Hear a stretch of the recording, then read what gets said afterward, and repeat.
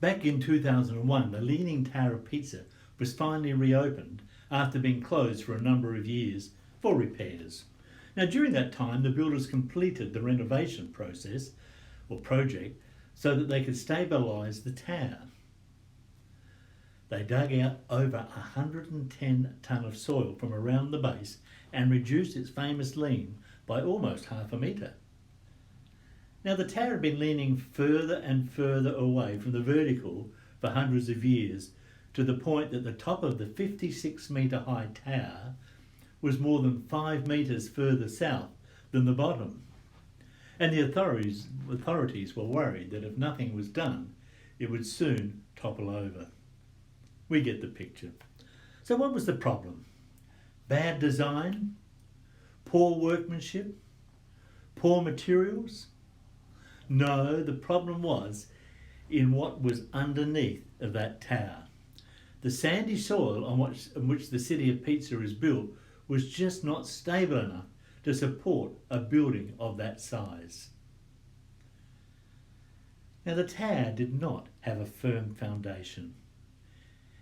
Simply, it illustrates Matthew chapter 7, verses 24 to 29, where Jesus reminds us to build on a firm foundation, so that no matter whatever happens, it doesn't matter if the winds blow, if the storms hit, you can continue to stand firm.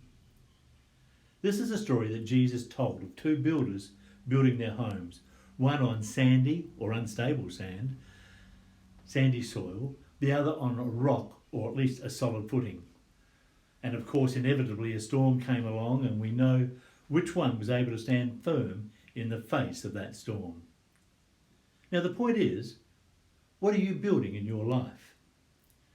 When you look at your own life, are you building something beautiful, something meaningful, something productive? Or will it get out of alignment? Or can it stay straight? Will it be lasting? Jesus especially focuses on quality and longevity in his story of the two builders. All of us would want to leave a legacy. We want to build something lasting and something that will endure forever, or for a long time at least. So we need to intentionally build something that will last. I'm talking about our lives here. Jesus wraps up the Sermon on the Mount by telling us how we can build something that will last for all of eternity.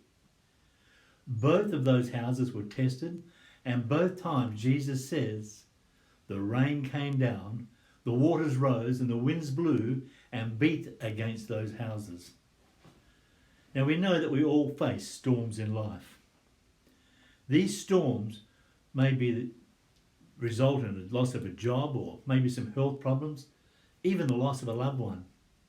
Lots of storms in life, little ones and big ones. So what was the difference in those two builders in this story? The difference is what they do about what they've heard. Jesus simply said, he who hears and does.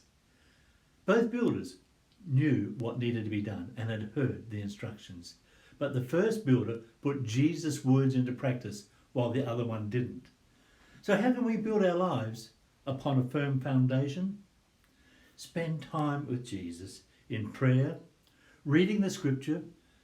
Also spend time with his people. Quality doesn't just happen. It takes time, and it's much better when we stick with the instructions. Let us remember, we're not saved by what we do. Our own works will never get us into heaven. Only love and grace will ever do that. Forgiveness from Jesus. So this morning or today, are you wise or foolish? You need a strong foundation for a house, and you need a strong foundation for your life. And in fact, it's never too late to begin reconstruction of the foundation of your life. Doesn't matter if it's out of alignment. A little work fixes it. Your life may look very much like others on the outside, but what's it like beneath? Let Jesus be your solid and unmoving foundation as you move forward in life, and may God richly bless you.